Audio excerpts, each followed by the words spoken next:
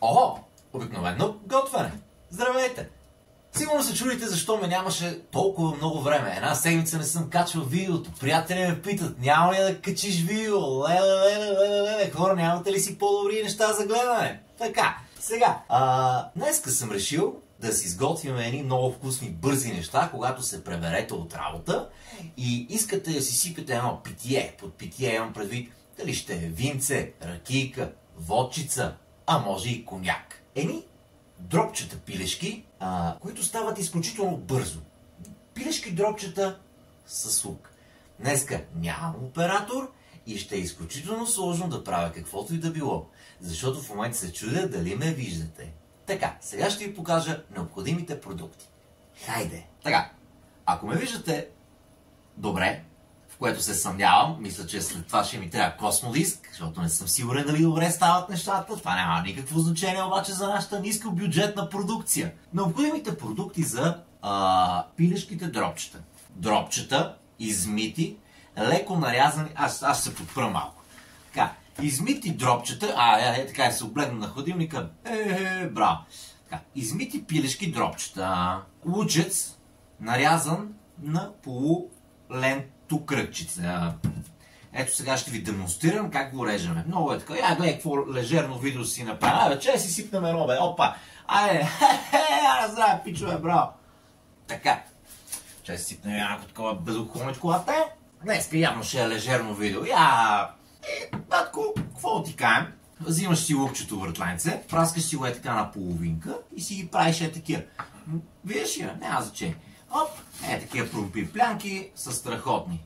Аз тук на една тарелка, много casual, на една тарелка пилешки дропчета ще сложим 3 лукчета. През това време сме се предвърбили страхотно.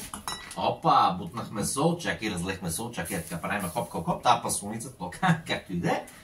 Наклюцквате ги там, както ви е удобно. Ние сме casual. Както са така тия лукченца и работи, ви трябва също като подправчици червено пиперче и черно пиперче. И с лучица, може си слоите. Ние сме casual. Така. И малко доматки. Половин консервичка от доматки на една тарелка ще сложим на пилешките дропчета. Ема си давате на озор, така. Братле, това ти онова ти. Ние сме casual. И в крайна сметка това е положението. Всичките тия работки. Сега, това ви е толкова край. Повече продукти не ви трябва да работите с други продукти. Взимате си едно тиганче. Това тиганче си го взимате. Не това тиганче, това тиганче няма да, аз ще ползвам това тиганче. Вижте какъв голям тиган съм си взел. От левчето, батко. Перфектно. Само трябва с такова с дървени шпатулки да работите. Перфектно тиганче за 35 лева бабата. Така, това тиганче, аз ще си изготвя тия работи. Сега ще ви покажа като преместя цялата галимация. Добре. Значи, аз се мъча. Не знам как ще пържа някакви неща, при положение, че за да ме виждате, аз може би се отдалеча малко, но за да ме виждате, аз трябва главата да ми е в тигана.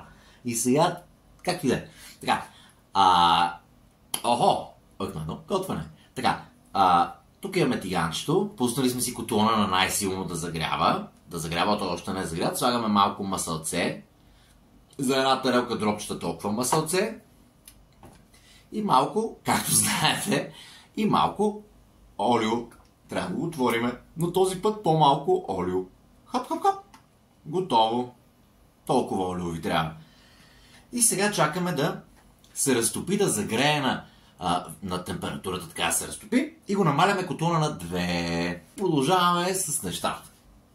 Айде!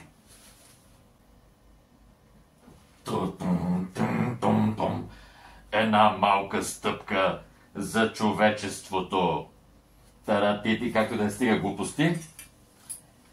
Не знам дали ме чувате. Изсипваме дропчетата.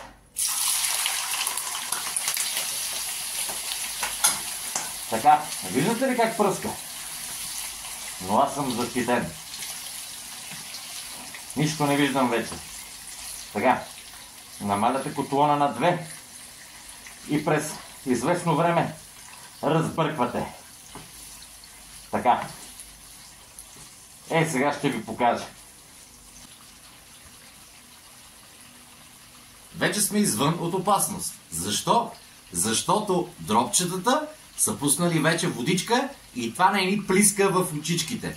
Можем леко да ги разбъркваме. Все пак аз леко ще се пазя, разбира се, но да, няма проблеми. Така, много искам да се изправя, но не можеш да се изправиш, приятелю. Така, леко ги разбърквате през известно време, още не са готови. Трябва всичките да придобият хубав цвят. Така, това нещо пак само да... баси майка! Така, добавяме моментално лупчето. Положението е страшно. Трябва да усмириме огъня. Леле. Действаме по задача. И сега вече всичко ще се усмири. Лупчето ни вече е поумекнало. Станало е страхотно вкусно. Това е вече момента, в който ще му сложим сулчица. Кой колкото си му харесва сулчицата. Много се измъчих днеска. Така, слагаме черното пиперче. Колкото си харесвате повече или по-малко си харесвате, разбъркваме един път. Сега, тук има един много тънък момент. Разбъркваме хубавичко. Сега ще ви кажа момента. Трябва да си подготвите червеното пиперче и трябва да си подготвите доматите. Почна да пръска. Това е много голема гата. Слагаме червеното пиперче. Така. Разбъркваме енергично. Избяга ни едно дропче. Нищо. И много бързо трябва да действаме, за да не загори червения пипер. 1, 2, 3. Хоп. И слагате доматите. Хоп. Половин консервичка на клепкани доматчета. Така. Толкова. Все пак доматките не трябва да преобладават, но те ще предадат страхотен вкус на това невероятно мезе, което сте си направили след тежък работен ден, докато шлайфате стенички, примерно. Нали? Ако се занимавате на компютър, пък примерно много искате да си хапнете нещо вкусно, ето. С хлебче, клепкате, каквото си поискате. И така леко да покъкри. Ако прецените, че водата много му се, не водата ми сочето много се изпарява, може да добавите мъничко вода. Аз ще му добавя мъничко вода. Толкова. И да покъкри. Не му е нужно много. 10 минути. Но това се зависи лично от вашата преценка. Вие сте големи хора и имате право да взимате решения в живота си. Така. След като добавихме водичката, сочето почна да се сгъстява и е на финала да стане готово. Сега ще ви покажа. Нашите пилешки дропчета са готови. Много не прекалявайте. Нека да е гарнирано. Нека да е за мезе, а не за наяждане. Ето. Casual.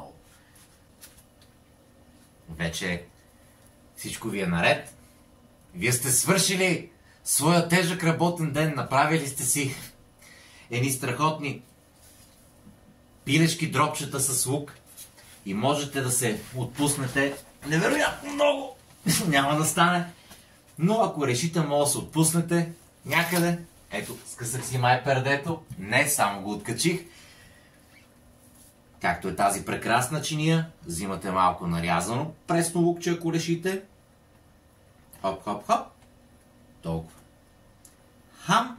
То е вряло, няма да отхапвам, гарантирам ви, че е много вкусно, независимо цялата простотия, която се случва по време на това видео. Да ви е сладенко!